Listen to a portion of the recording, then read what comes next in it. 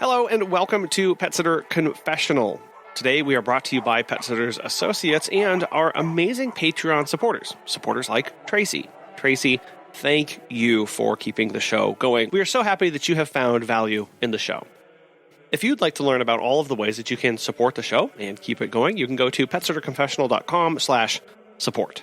Real quick, if you're in the U.S., have you heard of FinCEN, F-I-N-C-E-N?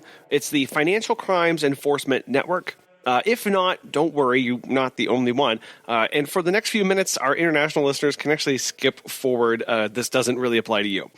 So anyway, FinCEN is a part of the U.S. Treasury Department. They focus on protecting the financial system from misuse, things like money laundering, supporting national security in that way. They collect and analyze financial data that help law enforcement. They work under the rules of the Bank Secretary Act, which requires banks to take steps against financial crimes, like setting up anti-money laundering programs and reporting certain financial activities. FinCEN also works with similar agencies in other countries and international groups to fight financial crimes. For us as business owners, this means that FinCEN is the government agency that ensures financial institutions follow rules to prevent and report activities, like I've mentioned, like money laundering, because that's kind of a big deal. So they do this by gathering and sharing financial data that help catch criminals and protect the economy from illegal activities. It's really important for us as businesses to understand and comply with the FinCEN regulations to avoid legal issues. Well, with that said, in 2021, Congress passed the Corporate Transparency Act. This law creates a new beneficial ownership information reporting requirement as part of the U.S. government's effort to make it harder for bad actors to hide or benefit from their ill-gotten gains through shell companies or other opaque ownership structures. So think people trying to hide behind a corporate face and do illicit or illegal activities through a different company. On January 1st, the FinCEN sent out an announcement about the U.S. Beneficial Ownership Information Registry. Again, this was originally passed in 2021. It is now going to affect in this year, 2024. So this announcement that came out on January 1st, it reads, "Today, the U.S. Department of the Treasury's Financial Crimes Enforcement Network, or FinCEN, began accepting beneficial ownership information reports. The Bipartisan Corporate Transparency Act, enacted in 2021 to curb illicit finance, requires many companies doing business in the United States to report information about the individuals who ultimately own or control them. Filing is simple, secure, and free of charge. Beneficial ownership information reporting is not an annual requirement. A report only needs to be submitted once, unless the filer needs to update or correct the information. Companies that are required to comply must file by the following deadlines. Reporting companies created or registered to do business in the United States before January 1st, 2024 must file. So if you created a business before January 1st, 2024, you must file by January 1st of 2025. Okay. If you are a reporting company that you were created or registered to do business in the United States in 2024, you have 90 calendar days to file after you receive your actual or public notice that their company's creation or registration is effective. What does that mean? If you're listening to this and you haven't registered an LLC yet, but you are planning to register a business that requires filling out paperwork, so that it goes for an S-Corp, some corporation levels, an LLC. If you are going to file paperwork to register your business in this year, 2024, you have 90 days to then fill out the Beneficial Ownership Information Report. If you created your business and filed that paperwork in 2023 or before then, you have until January 1st, 2025 to complete this. And you're supposed to fill this out, even if it's just yourself that's a member of the LLC. The reporting process is actually very straightforward. We've gone through that for both our pet sitting business and for the podcast. And it takes a little bit of time. You have to upload identifying information about yourself. Make sure all of your I's are dotted, your T's are crossed before you hit submit. The website does make it very straightforward. It only takes a couple of minutes. If you have further questions about this, check out the link in our show notes. Go talk to your CPA and your tax accountant to verify that you are required to do this. Most of us are going to be that. The FinCEN website does have a tool to determine if you should file or not. It's like a yes-no step chart. But go to the website from the show notes. Talk to your CPA, talk to a tax accountant to verify and go through that process. It's very straightforward. And with that, 2024 really does feel like it's in full swing already. We've got new laws to abide by, and emotions really are running high. If you're like us, you've seen the posts on Facebook with people posting their year-end business recaps with their number of visits, revenue increases, all that stuff. You've also seen people posting their gifts from clients or their big wins from this past year. And our one question for you is, how did you feel seeing those? Elated? Encouraged? Sad? Jealous? Jealousy is actually a very powerful emotion, even in business. The comparative game is very real. We tend to look at the success of others and wish it were our own. We can think, wow, look at that amazing tip that person just got. I wish my crummy clients would tip like that. Or even, I can't believe that person's business grew by 112%. That's not fair. I worked really hard this year and didn't grow that much. It sounds petty, and it is, but it's a real emotion that we feel in that moment. Something to keep in mind is that you only see the positive things on social media. No one's posting about how they lost a client's key, fired a client, or accidentally left a dirty poop bag on the client's kitchen table. Few people are posting about how they sat in the driveway of their client and bawled their eyes out because they just couldn't go on another moment, because they overbooked themselves, they overcommitted. Something happened that day that they just completely feel overwhelmed. The truth is that everybody, no matter how successful they may appear on the outside, has those moments. And unfortunately, we can get to the point where we see these things happening. We see the positive things. We see the wins. We see the celebrations. We get to the point where we cringe when we see a post or comment about something that somebody else is proud of. Their win of the day. We see that and we recoil. Right? If our first thought is, why couldn't that have been me? We've got to check ourselves and take a serious step back, because jealousy is the devourer of our joy. Jealousy will turn our outlook on life sour and sad. It will begin to distort our view of reality, where we interpret the motivations of others with the most sinister of meaning. This ultimately breaks down trust. It ends relationships because we don't wish the best for others. We don't expect the best from them when they interact with us. We question their motivation and we stop wanting good things for them, so we stop interacting with them. We tend to fixate on other people.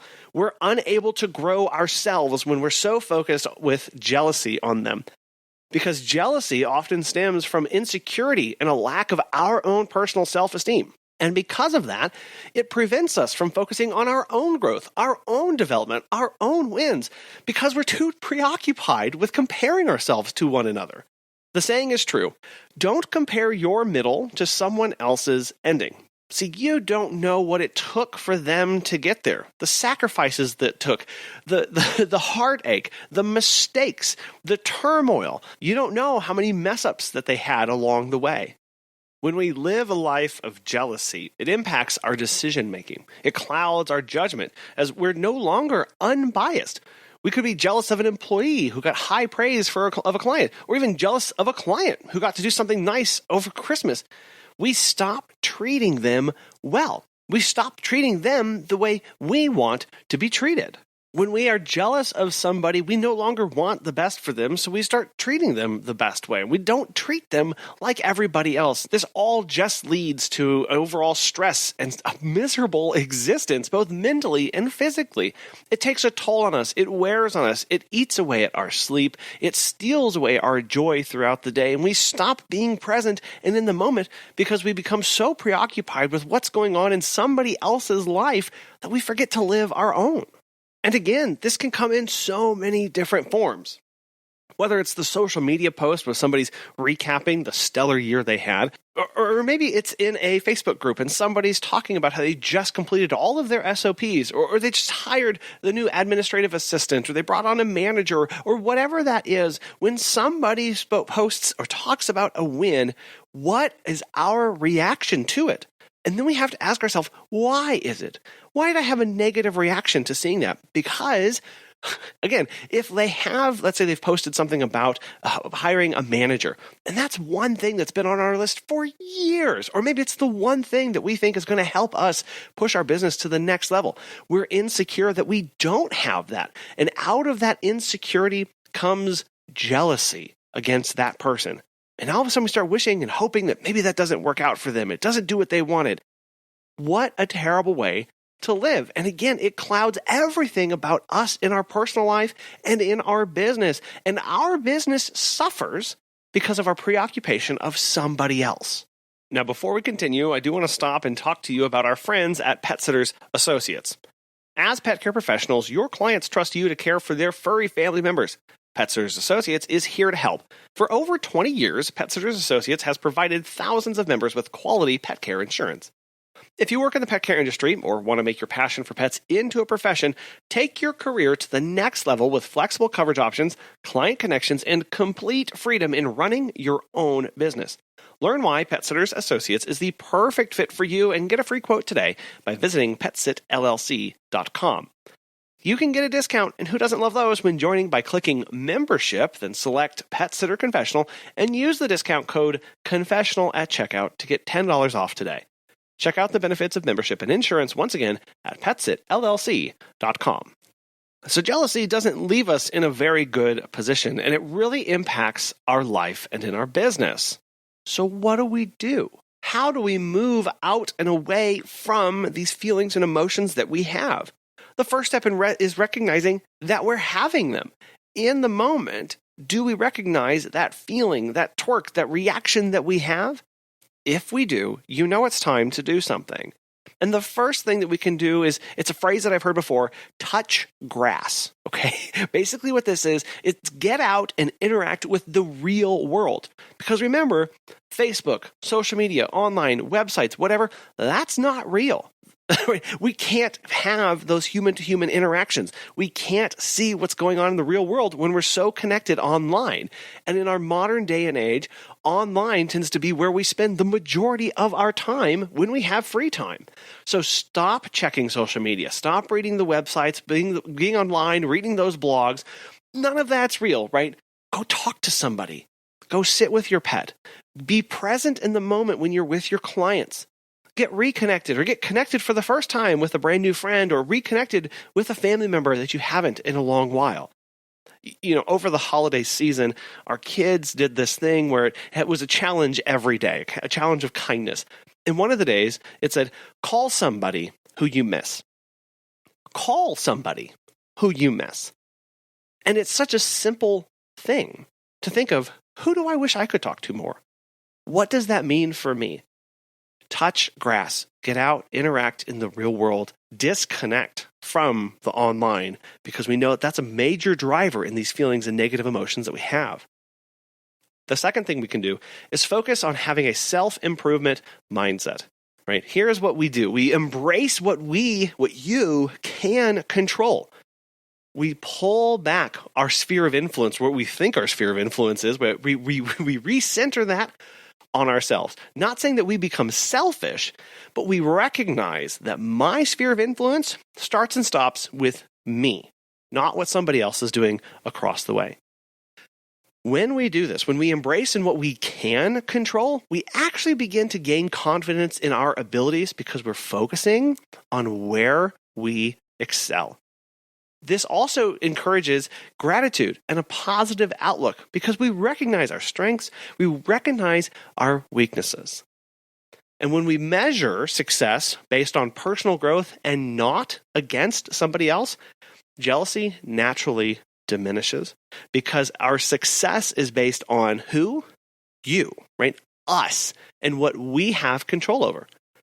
You'll see that as you work on bettering yourself, you actually often develop greater empathy and appreciate others' achievements without feeling diminished by them because you recognize hard work. You can go, man, that person put that together. I remember what that was like for me. Way to go. Or, man, that person's doing so much. I know that I'm working as hard as I can. Congratulations to them. This appreciation can replace feelings of jealousy with feelings of admiration and inspiration.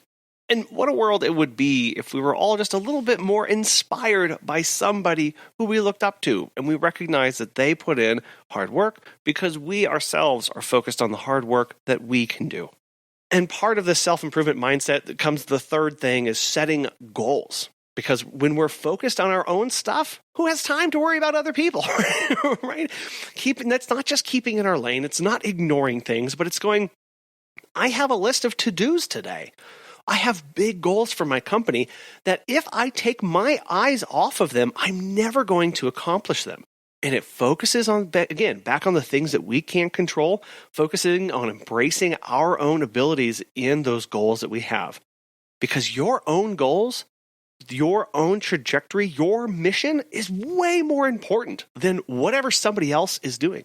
Now, that's not saying we can't learn from somebody, but when we start placing somebody else's achievements, somebody else's successes as more important than the work that we have to do today, we've lost the thread. This process of setting goals will keep you focused on you so you can track and experience your own wins and your own progress. It will keep you in touch with your own business. We can be in the moment. We can actually experience satisfaction from our wins because we're not thinking about how we compare to somebody else. We can sit in them. We can rejoice in them.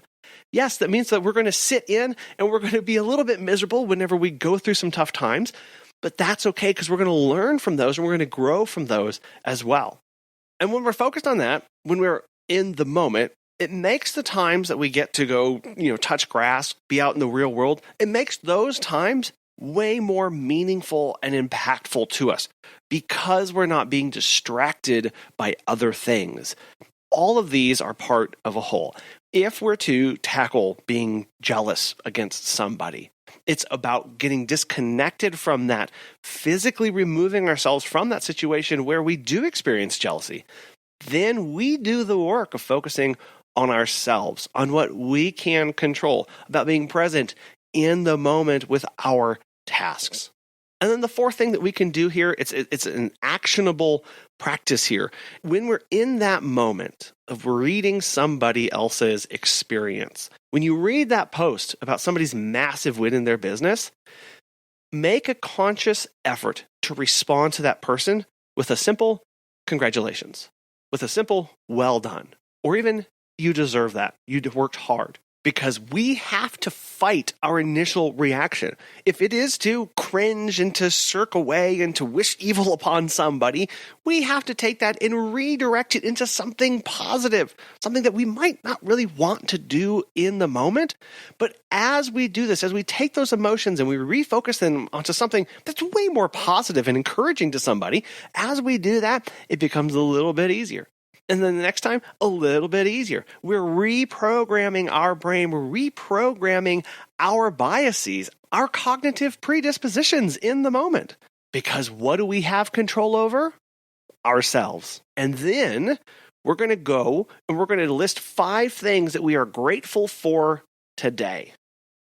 We're going to congratulate somebody as an outward expression, and then inwardly, we're going to redirect our energy to being grateful for something that we have today. Because we need to be grateful for ourselves. You need to be grateful for yourself and grateful for your business. You do wonderful things. You work really hard, and your business is doing wonderful things. It's paying for your bills. It may be employing other people. It's impacting your community. There's always a silver lining somewhere. And that's not to say we ignore the hard parts. Not at all. But there's always something that we can be grateful for. And what this does is it brings back a little bit of joy to our day. Instead of letting jealousy steal it outwardly, we pull inward, we reflect inward, and we say, there's joy to be found here because there's things to be grateful for. See, we all need a cheerleader. Why not be a cheerleader for someone else today, especially when they need it most? We'd love to know how you are fighting off jealousy and some of the practices that you have in place when those thoughts creep in, when those comparison games start to win over. Let us know. You can send that to feedback@petsitterconfessional.com or anywhere on social media. We want to thank Pet Sitters Associates for sponsoring today's episode, for our Patreon members for supporting us. Again, check out PetSitterConfessional.com/support to learn about all of those ways. And we really want to thank you so much for listening. We really appreciate your time and your sharing episodes and your feedback on everything. It means so much. We hope you all have a wonderful rest of your week, and we'll be back again soon.